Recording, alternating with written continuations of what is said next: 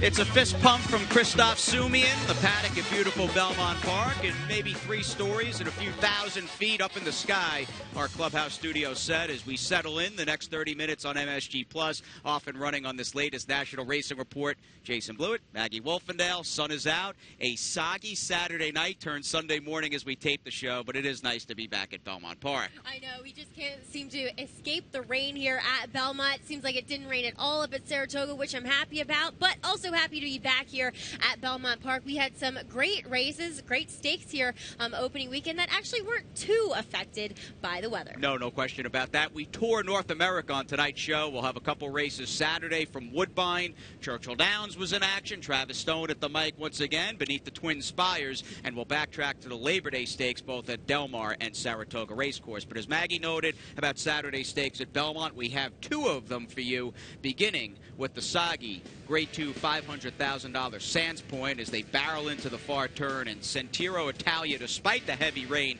was able to kick clear for another impressive stakes win for Kieran McLaughlin. And Jay, going into this race, it promised to be a good one on paper, though Sentiero Italia actually kind of made a laugh of that statement, as we had 4 Europeans. We had the Lake Placid, the Lake George winner, and several other horses coming out of both those races, but Sentiero Italia really romping here for Kieran McLaughlin and Joel Rosario, and actually flattering Lady Eli that much more, because the only defeat that she's had thus far beyond her first career start was at the hands of Lady Eli, and she's just been a superstar and really thrust herself into the spotlight, kind of in Lady Eli's shadow, but picking up the slack.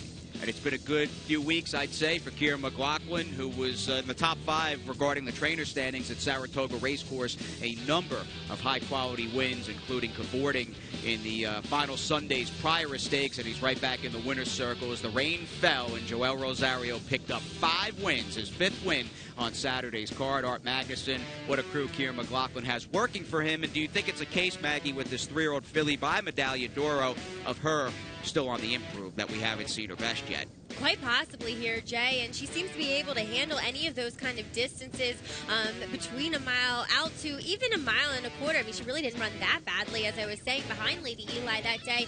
So she is a filly that I would hope to see in the Breeders' Cup Filly Mares turf.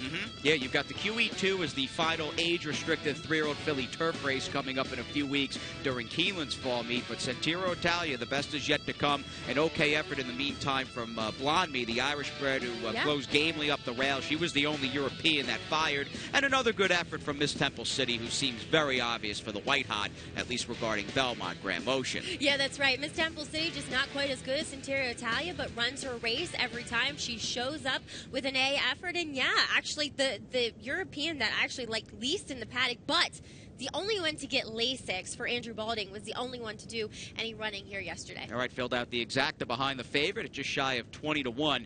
Didn't work out with Miss Temple City for Grand Motion, but that was not the case in race number 3, the $200,000 Temperance Hill, as Graham, who won Friday's featured Christy Cat with Miss Ella, was right back into the winner's circle along with Joel Rosario, who, by the way, won all 3 stakes on Friday and Saturday. Joel riding very well, 6 wins through the first 19 races, and here comes Tacticus. He's the number 3 with the white calf, the blue sleeves of Flaxman Stables, and he was able to win his 2nd consecutive race in North America. Very good effort, outrunning a Travers winner in VE Day in the Temperance Hill. I mean, as we look at it at the quarter pole, it looks as though the outside and inside horses with VE Day 2 is inside. The 1-2 favorite, we're going to engulf him, but distance really being the common denominator here, and Tacticus wins every bit of ground that he can get. I couldn't believe the disparity in odds in this 4-horse race. 1-2 on VE Day was a bit ridiculous, considering kind of the following that Tacticus had coming in and out of that Birdstone. So I was a bit surprised at the wagering, but not surprised at the winner here. This is a very, very nice horse. He's found that niche here for Grand Motion in the States. I mean, that's what they always intended, I think, this horse to do, Flaxman Holdings, to have him run on the dirt, because he ran so well on the synthetic surfaces in England. Went 2:44 and change for the mile and 5/8, and Man of War is nothing to worry about. Right, though. no kidding. That was the real highlight, and Tacticus seems like a horse on the improve, and we love the Niarchos family and Flaxman Holdings, but it was very cool. The silver lining to Saturday's 13 furlong Temperance Hill, seeing the track record that Man of War horse still holds here at Belmont Park when on September 4th, 1920, he went the 13 furlongs at 2 minutes, 40 seconds, .80. That is safe for another year. Joel Rosario will get his picture taken. There's Graham Motion looking pretty good in the light khaki sport coat. And we're just getting underway on this latest edition of the National Racing Report. We skipped Kentucky Downs. They canceled, but they were running beneath the Twin Spires with the 2-year-olds.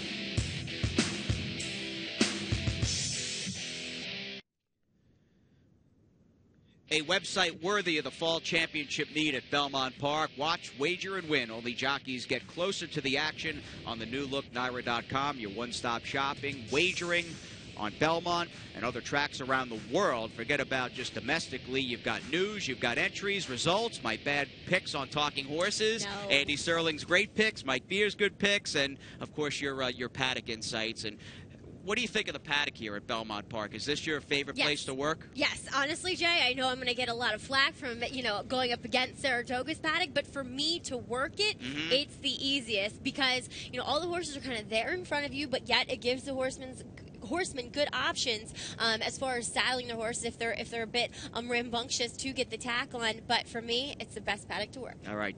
Scary to think about how many champions have been saddled and have walked beneath the mighty elm that's been there for so long. This really is a great track, the Palace, Belmont Park. A lot of history as well beneath the Twin Spires at Churchill Downs. Happy to have Travis Stone calling there for a second consecutive meet, and their little fall boutique short meet, if you will, kicked off on Saturday, and the 2-year-olds were in the spotlight. Here is the far turn run of the Iroquois, and a big move around the 3/8 pole, and he's got the lead right now in the black cap.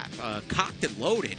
The name fit here. This horse has been a runner for Larry Ravelli. That's for sure. I mean, he did get some fast pace to run into from Condominium and Expected Ruler, who did go out there in 22:45 for the first time, stretching out to a mile and a 16th here. But Cocked and Loaded, he was the one who, went to the lead at the 3/8 pole nonetheless and was able to hold off every challenger there. He took advantage of that pace, and it paid off. Larry Ravelli's done a great job with this horse.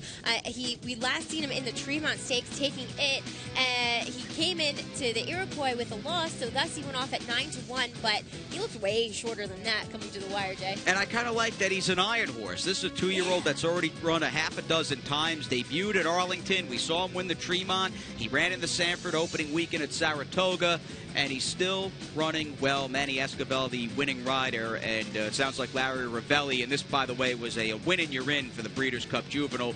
We'll freshen this horse up over the next month and change, and we'll bring him into the Breeders' Cup Juvenile without a race between Saturday's Iroquois, in which he got the victory beneath Escobar. Let's see what the 2-year-old fillies can do, and a gray horse, in fact, pretty popular during the summer at Saratoga. Her name, Just Wicked. She's an overwhelming 1-2 favorite in the Pocahontas, and I should speak in past tense because they ran the race already, and she was a complete non-factor, totally on empty. Yeah, she was. Maybe it was the first time stretching out here, Jay. She's just not that kind of horse to handle going the mile and a 16th for these 2-year-olds. She was caught wide there as we see her with the white blinkers on as well. But up the rail is Dothraki Queen here for Kenny McPeak. She's 2 for 2 lifetime. I think her first win was on the turf there at Ellis Park, I want to say, and looks as though Kenny has a special one. He alluded to that fact. Kenny never wanted to hold back. But he said he really liked this filly from the get-go, and he might have a nice one on his hands here as Dothraki Queen. She earned a 73 for just her second career start. And Just Wicked on the outside, that 5-wide sweep. For whatever reason, she did not go on with it. Maybe a case of this Tappet filly for Winchell and Steve Asherson just being a bit better in shorter races. Right, she might just be distance challenged and didn't work out for her. But a big late kick here out of the 5, Dothraki Queen. And I do like with Ken McPeak, and he had a rough Saratoga. Not that he ran that many horses, and he's not a guy that saddles that many short price favorites. Didn't win a race north of us at Saratoga Racecourse. But I will say he's pretty good at picking out bargain yearling purchases. Paid just $35,000 for this daughter of Pure Prize, and you would think off her 2 wins to date. She's a perfect 2 for 2. She's worth a lot more. I would say so, considering her versatility thus far. I mean, I remember there was a horse that came out of that Ellis Park win that ran behind her, and I remember watching that. How replay. good did she look visually? Amazing. Yeah. I remember talking about her when I was doing my Prado, when I was talking about the other horse, because I said, this one finished behind looks pretty darn good, this Dothraki Queen. So she proved every bit of that. And as you said, Kenny just has a knack for picking out cheaper type horses when they're yearlings, or even 2-year-olds for that matter, and getting great stakes out of them. All right, let's see. Frivolous. Corey Lannery, by the way, your winning rider aboard Dothraki Queen. I would imagine Breeders' Cup Juvenile fillies in her sights down the road at Keeneland. But Frivolous, she upset the Fleur-de-Lis during the spring meet at Churchill Downs at odds of 32-1. This was not a case of being a one-hit wonder or a Johnny-come-lately. She returned to Churchill Downs in Saturday's $100,000 Locust Grove, was a tick above even money, and here she comes. She's putting in that 5-wide sweep. Good amount of Churchill dirt on her face, and she will kick clear for a very sharp, crushing score. Yeah, she wasn't the 32-1 she was that day in the Fleur-de-Lis here, Jay. 6-5 on Frivolous. She will go out for Vicky Oliver here, and John Court with the winning ride. I mean, this filly just circled the field, and how much the best was she, as she's actually under wraps here at the line. Earned a 91 for this effort here. I mean, you question the field. She was probably facing a lot less here with the scratch of Keen Pauline as well. So, but still, she looked good doing it. That's what counts. Right, and towards the top of this older filly and mare division, there just isn't a lot of depth. You've got Beholder, who is a queen against a bunch of peasants for the most part. She's head and shoulders above everybody else. Wedding Toast was good here. Belmont Day. Sheer Drama's all right. Sheer Drama's okay, but there is room for a horse like Frivolous, who really likes it in Kentucky and seems to be, as a 5-year-old mare by Empire Maker, better than ever, as Vicky Oliver and John Court are reunited with this G. Watts Humphrey homebred, and would not discount her at a big price going forward in the Breeders' Cup Distaff at Keeneland in a few weeks. Let's move it ahead to Louisiana Downs, a rare trip out to La Downs, if you will, for us. No big names in Saturday's Super Derby. They still have a purse of about $500,000, $600,000, and it was a local horse getting the win, actually, for a local 50-year-old trainer, which was kind of cool. 58-year-old trainer here, Jay, and I'm not that great at pronouncing Cajun names, but I believe it's Victor Arsenault. That sounds good. Good job. But yes, a Mobile Bay. He's a local horse. He's a Louisiana bred. He had won 2 Louisiana bred stakes prior to this Super Derby win. He ran down the favorites here. He went out and set the fractions after he broke a bit slowly. And as you were saying, make sure you read the article in DRF about this horse, because the opening line's classic. Sleeping Beauty gets his grade 2. This is a horse that likes to lay down in his stall. Yep. That's always a sign of a good horse, as I said. Oh, really? No matter what the pedigree. Because think about major athletes. Yeah. Don't they say that they go and they sleep for 12, 14 hours every night? Yeah. Manny Pacquiao, I remember we were training up to the fight, and he was talking about his schedule, and he has to sleep at least 12 hours. That's what the good athletes do, and it's no different for our thoroughbreds. Yeah, I got a kick out of seeing the post-race quotes. And by the way, Edgar Prado turning back the clock, it seems, over the last few weeks. Had that nice win aboard Run Happy in the Grade 1 Naira.com King's Bishop at Saratoga, and he was aboard the upset winner of the Super Derby. But apparently they get that colt up. Feed time's 4 a.m. He eats his breakfast. He lays back down, takes a nap. He gets back up to go out and exercise and get a bath. Back down into the stall. He sleeps all afternoon, and they wake him back up when it's feed time for dinner, and then he goes right back and lays down again. My kind of horse. Yeah, no kidding.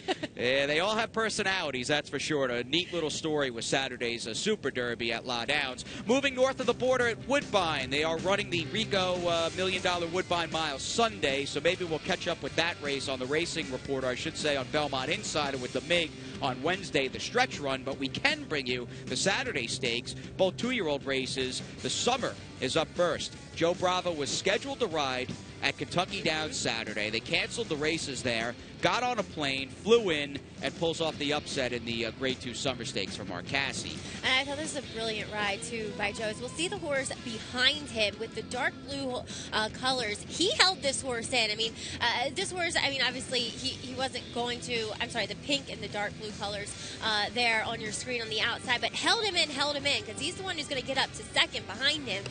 Just very, very good race riding by Joe. go, and Mark Cassidy not having the best of Saratoga meets, but boy, he knows how to win and win big at Woodbine. That's his home track here with Conquest Daddy-O. Just a great ride. As I was saying, this guy, first-time turf, and he, out of 2 starts, had a win in a second on the synthetic, but he looks pretty good on the turf to me. And we like the New York bred, or excuse me, Kentucky bred, who is trained by a New York bred, and Gary Contessa. Manhattan Dan setting the pace beneath Emma Jane Wilson. He looked home free for a second. Did look home free, got a little leg weary in the last 16, but he did check in third. And Manhattan Dan, who broke his maiden at Saratoga a few weeks ago, August 19th, with a fig on the grass of 85, put forth a good effort. About Scat Daddy, he's gotten on a pretty good run. He's the sire of Conquest Daddy-O. Yeah, remarkable. This summer at Saratoga, I mean, it seemed like every single one that was in a turf maiden as 2-year-olds, they won. Yeah, his stock has really risen, it seems, over the last month, and the same could be said for Bernardini. I don't think we have a son of Bernardini on tonight's show winning, or a daughter, but he has been one hot stallion. And let's see what the 2-year-old fillies did Saturday north of us up at Woodbine in the Grade 2 Natalma Stakes. Big field for good reason, a $200,000 purse. They had 11 entered, and Mark Cassie, you said he's right at home at Woodbine. He's got the home court advantage. He swept both baby stakes on Saturday, getting his 6th Natalma win over the last decade. And this one, in a completely different fashion than Conquest Daddy-O, we see Catch a Glimpse going gate to wire here for Gary Barber, I believe, in those bright pink silks, and she actually running a faster, or as far as faster figs, on the buyer scale at 89 compared to the 83 of the summer stakes, and she looked great in doing this. It's interesting, I was talking to this with Tom, that, you know, this is a filly who hadn't broke her maiden in maiden ranks, but came to Woodbine and broke her maiden in allowance race. I kind of wonder how that condition book set up up there, but now she's a great stakes winner, so it really doesn't matter where she broke her maiden. And nearly 60 wins from just under 300 starters at the current but long-winded Woodbine meet.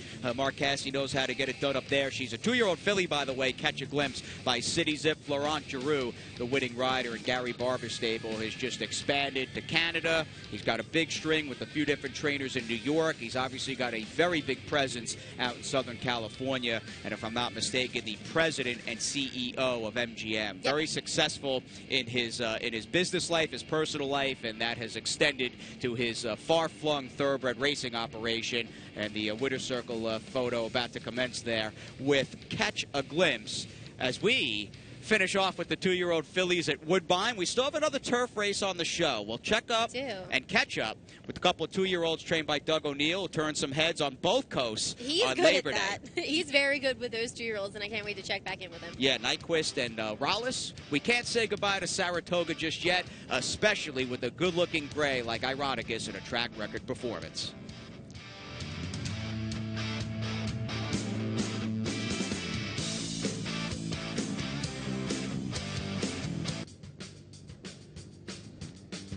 It's the NRR on MSG Plus, National Racing Report, coming down the stretch with all of you on our first fall championship meet edition of Racing Report on MSG Plus. Sun is out. We are off the turf on Sunday. We hope maybe you got a piece of that $40,000 Pick 6 carryover. Racing's been good here, hands down. And one of the greatest things about the fall meet at Belmont, Maggie, aside from the stakes, the 2-year-olds start to really increase in distance. Well, exactly, and that's what you like to see as you head into the Champaign and coming, you know, the weekend after Super Saturday. It's always a good one to look forward to. And we didn't get any kind of distance races, not even that many 7/8 races. So there were tons of 2-year-olds that I was drooling over in the paddock, just knowing that they'd want to go longer. So I'm excited to see all of them come back. And we did see a couple of them this past weekend, and obviously there's more to come. Right, we've got that blanket finish in Saturday's 4th with Salahoy in the black and cherry, one of Joel's 5 wins. So sit tight for that. It's a good one. If you didn't see Saturday's 4th, you'll want to see it. But speaking of the winning trainer and Shug McGahee, Ironicus, we have to include him. I know this is old news and the race is well over a week old by the time you're watching the show, but considering he broke a 24-year-old track record that 4-Star Dave had originally set back in 1991 in this awesome basically last the first Tour de Force in Labor Day's Bernard Peru. We have to go back and look at it. This horse is a powerhouse. Yeah, and another win and a great estate by Javier Castellano up there at Saratoga. He may have not won the title, but he surely won the Graded Stakes and Purses 1 title, as we see him bring Ironicus home here, and 138-2. Very, very impressive here. It was cool that, although he got beat in the 4-star, Dave, earlier on in the meet, he claimed his record for the Melon 16th, but he's a horse that looks so promising, at least from our stateside point of view for the Breeders' Cup Turf Mile. And this is one of the runners out of that classic Stuart S. Janney family, Megan's Joy, the mare. She's been a prolific producer, and there's just so much quality and foundation on the female side, and it doesn't hurt when you take a mare like Megan's Joy and breed her to a stallion like Distorted Humor, and there you go. Ironicus is the proof, and it's just classic Shug with Ironicus as a 4-year-old getting better with each subsequent race. 138.54 in the Breeders' Cup Mile will be up next for him. We'll see if they make a pit stop at Keeneland in the Shadwell Turf Mile. You mentioned Javier with the 6 Grade 1s, and he was aboard Ironicus. Why don't we look at his final Grade 1 victory of the meet in Labor Day's Grade 1 hopeful, the 111th running. Now, to be fair, I'm on the record, and I was prior to the race, this was not a vintage field going in regarding hopeful standards of the past. But Paul Redham, Doug O'Neill, Chip Rallis, west to east, and they get the winner's share of a big purse, and they now have a Calbred who's a Grade 1 winner. Yeah, the way I looked at this field, Jay, as you said, a little bit light on quality. It really was. I mean, Magna Light, I think he's a very nice horse, and he's probably one of my favorite 2-year-olds, at least going into the Saratoga meets.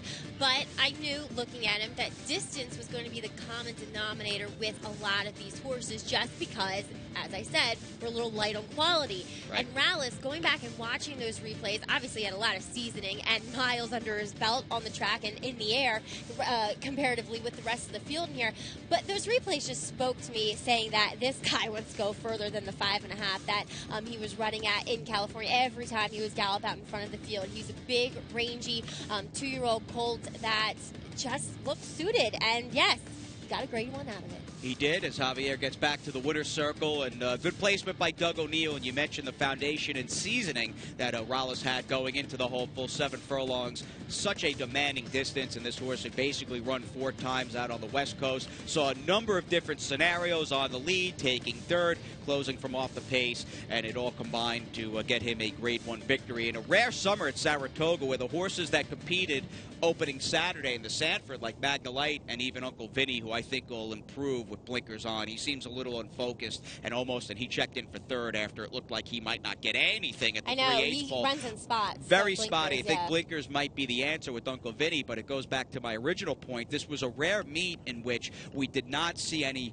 superstars, real flashy maiden winners who wind up eclipsing the horses that we see earlier in races like the Sanford. No, I agree, especially on the boys' side. I think we saw some quality kind of snowballing with the girls. I mean, obviously Just Wicked kind of disappointing there in the Pocahontas, but, there's still the Tap to It, Ralph Nix, and Rachel Zalandina. There you go.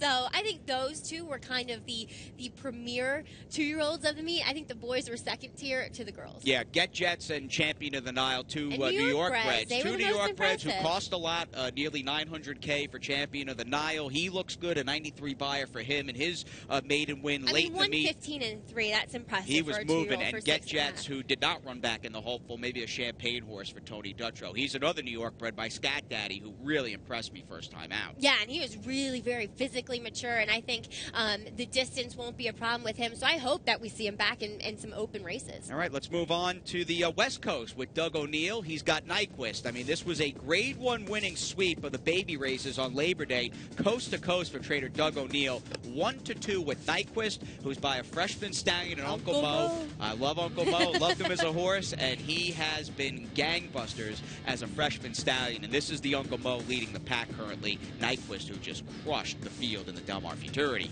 I mean, for the most part, horses kind of run like their progeny would suggest, or as their kind of parents would suggest. Uncle Mo, he was brilliant as a 2-year-old. kind of no surprise that his offspring are very good 2-year-olds, and Nyquist looked fantastic here. He's 3 for 3 now.